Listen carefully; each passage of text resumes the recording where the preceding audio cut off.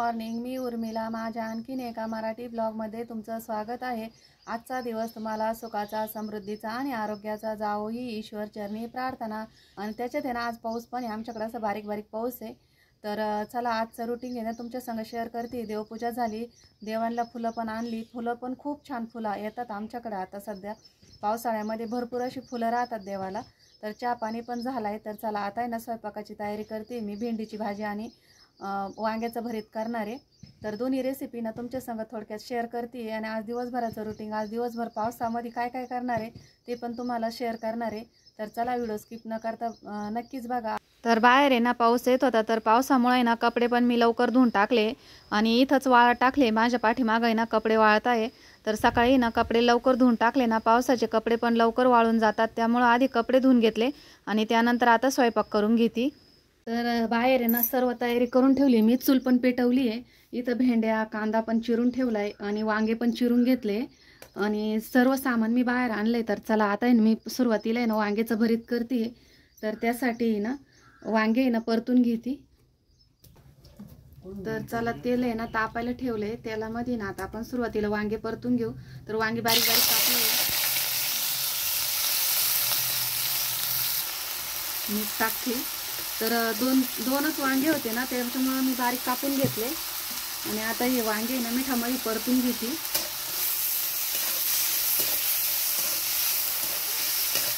यावरती ना झाकण ठेवते. तर 5 मिनिटं झाली. आता आपण उघडून बघू. तर बघा मस्त अतिशय वांगे ना वाफून गेले. तर आता आपण हे वांगे काढून घेऊ. जास्त आता काढते. वांगे काढून घेतले. आता आपण आहे ना यामध्ये तेल टाकले. तेल गरम झालं, त्यानंतर मोहरी टाकली 1 चमचा. 1 चमचे जिरे मोहरी चांगले तळून घेऊ. त्यानंतर आहे ना ठेचलेला लसूण आहे.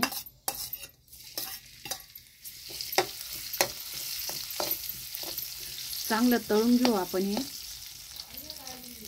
तर हे बघा मस्त असं तळून झालंय लसूण. आता आहे ना यामध्ये कांदा टाकते.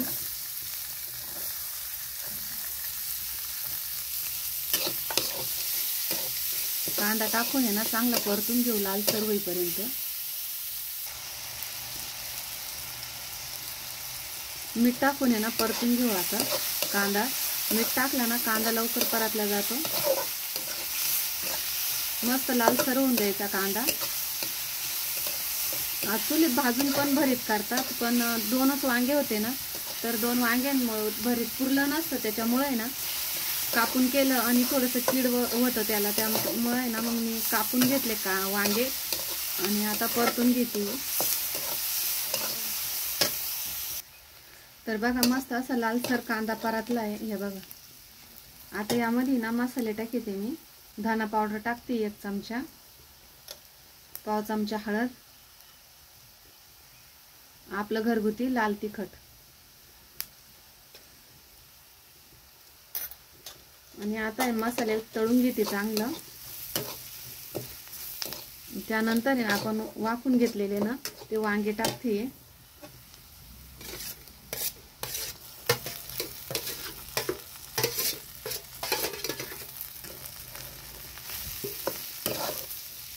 मिक्स करून घेते. मीठ टाकलेलं आहे आपण.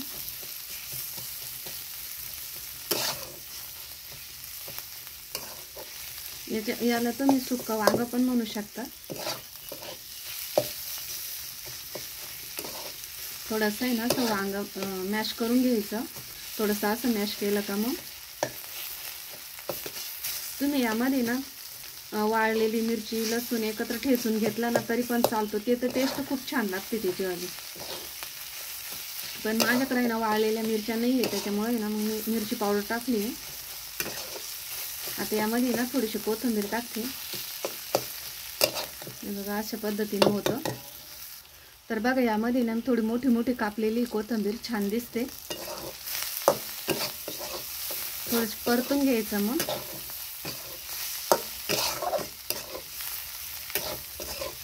तर बघा अशा पद्धतीने ना आपलं सुक्कं वांग तुम्ही टिफिनला पण द्यायला ना असं करू शकता. मुलांच्या शाळेत किंवा ऑफिसच्या टिफिनला. तर हे बघा अशा पद्धतीनं भाजी होती आपली. आणि भेंडीची भाजीला आहे ना थोडा पावभाजी मसाला टाकला का भाजी छान लागते. तर एक चमचा आहे ना मी पावभाजी मसाला टाकला आहे. मसाले चांगले परतून घेते आणि आता यानंतर भेंडी टाकते.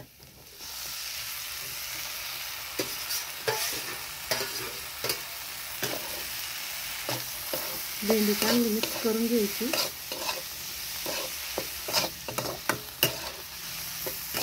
आणि आता ही भेंडी आहे ना 5 ते 10 मिनिटं चांगली शिजू द्यायची, म्हणजे ती लाळ आहे ना ती कमी होते.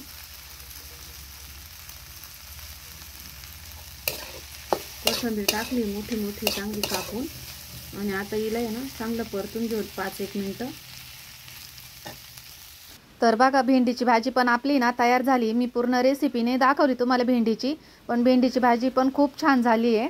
तर चला आता जेवण वगैरे झाले आणि इथं भांडे आणून ठेवले, पण पाऊस येतोय बाहेर त्यामुळे ना भांडे घासायला इथं मी जिथं स्वयंपाक करते ना तिथंच भांडे घासायला घेतले आणि पावसाचंच पाणी घेतलंय भांडे घासायला बी.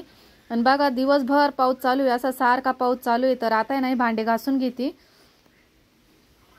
तर बघा भांडे वगैरे घासून झाले. तूप करायला ठेवलं तर तुपाचे पण भांडे घासून घेतले मी लगेच. इथं चुलीवर तूप पण होतंय आणि भांडे पण घासून घेतले, कारण आता श्रावण महिना चालू झालाय ना, आपल्याला देवाला तूप वाती लावायला वगैरे लागतंच ना तूप प्रसादासाठी. तर त्यासाठी तूप बनवून घेतलं. आणि पाऊस पण अजून चालूच आहे आमच्याकडं. पाऊस काय बंद नाही. आज पाऊस काय सुट्टी देणार नाही, पूर्ण दिवसभर पाऊस होता. तर हे बघा असं पाणी साचतंय मळ्यांमध्ये, म्हणजे आमच्या शेजारी असं पाणी साचलंय.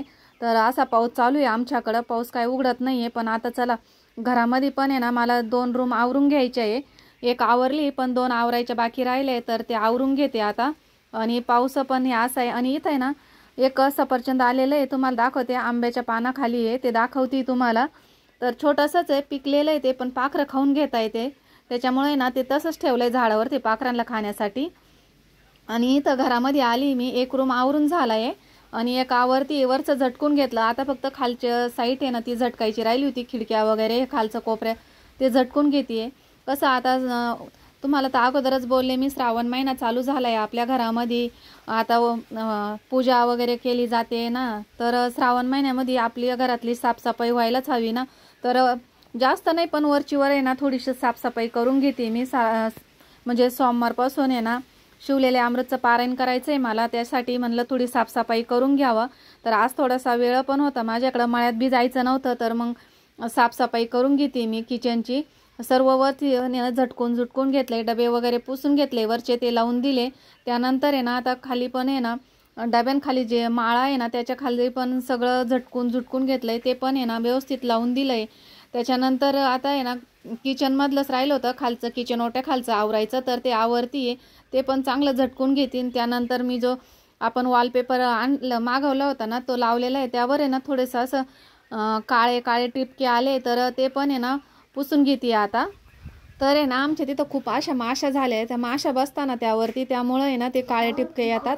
म्हणजे तिथं माशी बसल्यानंतर आहे ना ते काळे टिपके येतात. मग त्यामुळे आहे ना मी तिथं स्प्रे करून घेतला थोडासा, आणि ते जो आपला वॉलपेपर आहे ना तो कपड्याने चांगला पुसून घेते, म्हणजे चांगला दिसेल. आणि वॉलपेपर आणला ना तसा खूप छान, म्हणजे तो असा पडला वगैरे काहीच नाही, एकदम छान असा चिपकून गेलाय. मी 4-5 वेळेस पुसून काढला ना, पण अजिबात तो आहे ना खराब झाला नाही, व्यवस्थित असा चिटकून राहिलाय भिंतीला. आणि त्यामुळे ना माझ्या किचनचा पण आहे ना लुक एकदम छान झालाय, असा मस्त फ्रेश वाटतं किचनमध्ये आल्यानंतर. तर सगळे काने कोपरे व्यवस्थित पुसून घेऊ राहिले मी. सॉरी, कारण आहे ना आता श्रावण महिना चालू झाला आणि त्याच्यात आपण म्हणतोच ना जिथे हात फिरेल तिथे लक्ष्मी वसेल, तशी गंमत आहे. म्हणजे आपण चांगली साफसफाई जर ठेवली घरामध्ये तर व्यवस्थित राहतं. पण कधी काय होतं कामामुळे ना 2-3 दिवस मागे पुढं होतं साफसफाई करायला, आणि प्रत्येक वेळेस आहे ना दाखवण्यात बी तेच पाहण्यात बोर होतं ना, त्यामुळे प्रत्येक वेळेस मी दाखवत नाही. तर कधी मध्ये असं दाखवत असते का मी किचनची साफसफाई करते म्हणून. कारण दरवेळेस जर दाखवलं तर तुम्ही म्हणशाल तेच दाखवते, दुसरं दाखवायला काही नाही का, त्यामुळं ते दाखवत नाही मी. तर काही वेळेस असं मळ्यामधलं, तर आज मळ्यामध्ये काही काम नव्हतं पावसामुळे, घरीच होतो. तर म्हटलं चला आज घरामध्ये आपण किचनची क्लिनिंग करतोय ते थोडंसं तुमच्या संग शेअर करू. तर त्यामुळे ना मग मी थोडंसं दाखवते। तर आता मी जे झाडं ठेवेल होते ना खिडकीमध्ये ते पण आहे ना चांगले स्वच्छ करून घेते आणि ती चूल पण मी ठेवलेली ती पण स्वच्छ करून घेते। म्हणजेच स्वच्छ आहे ती पण आहे ना थोडीशी अशी बारीक धूळ आहे ना ती बसलेली असते ना, त्यामुळे ना ती स्वच्छ करून घेते। आणि समोर बी आहे ना वॉलपेपर स्वच्छ करून घेते, तो पण मी दररोज सकाळ संध्याकाळ आहे ना पुसून घेते। पण मग आपण फोडणी द्यायला गेलो नंतर वाफ बसतीस ना फोडणीची, त्यामुळे ना ते पण थोडंसं असं काळपट झालंय ना, तर मग ते पण आहे ना स्प्रे मारून चांगलं स्वच्छ करून घेते। आणि कसं आहे साईडला तुम्हाला निळा कलर दिसत असेल ना, तिथं आमची स्टाईल लावलेली होती, पहिले लावलेली होती किचनला, पण किचनची आहे ना थोडीशी उंची जास्त होती, त्यामुळे उंची कमी केली ना आम्ही, तर इकडल्या साईडची जी स्टाईल आहे ना ती पडून गेली, त्यामुळं आम्ही परत लावलीच नाही ती। तर दुसरीकडे किचन शिफ्ट करायचा होता त्यामुळं, पण काय योगायोग असा आहे की किचन दुसरीकडे शिफ्टच होत नाही आहे, तर थोड्याशा अडचणी असल्यामुळं त्यामुळे ना ते तसंच राहून गेलं आहे। तर आता असं चालू आहे का असंच वॉलपेपर आहे ना इकडं पण बोलून घ्यायचं आणि जिथं फरची लावलेली ना तिथं पण आहे ना वॉलपेपर लावून घ्यायचं आहे। तर अशा पद्धतीनं ना मी किचन साफ करून घेतलं। तर आता आहे ना जे झाडं आहे ना माझे ते शोचे, तर ते पण आहे ना स्वच्छ करून घेते। थोडंसं निरमा पावडर टाकली मी वाटीमध्ये आणि पाणी घेतलंय आणि ते झाड आहे ना चांगले स्वच्छ धुवून घेते। तर बघा किती धूळ बसलेली त्यांच्यावर बी, तर आपण किती बी 8-15 दिवसातून जरी साफ केलं ना तरी त्याच्यावर धूळ येणे ही बसतच असती। तर दोन्ही तिन्ही झाडे ना ते सगळे असे साफ करून घेते मी आता 2 पाण्याने। तर चला कशा पद्धतीने झाड साफ होते मी तुम्हाला दाखवते। तर हे झाड आहे ना मी पूर्ण असं साफ केलंय पाण्यामध्येच विसळून, तर त्याची सर्व धूळ आहे ना ही निघून गेली आहे। आणि तुम्हाला दुसरं झाड दाखवते, दोघांमध्ये किती फरक आहे। तर इतक्यात फरक हे बघा, इकडलं याच्यावर धूळ साचलेली आणि इकडले एकदम फ्रेश दिसतंय। तर अशाच पद्धतीने ना मी दोन्ही तिन्ही पण झाड आहे ना ते चांगले स्वच्छ करून घेते।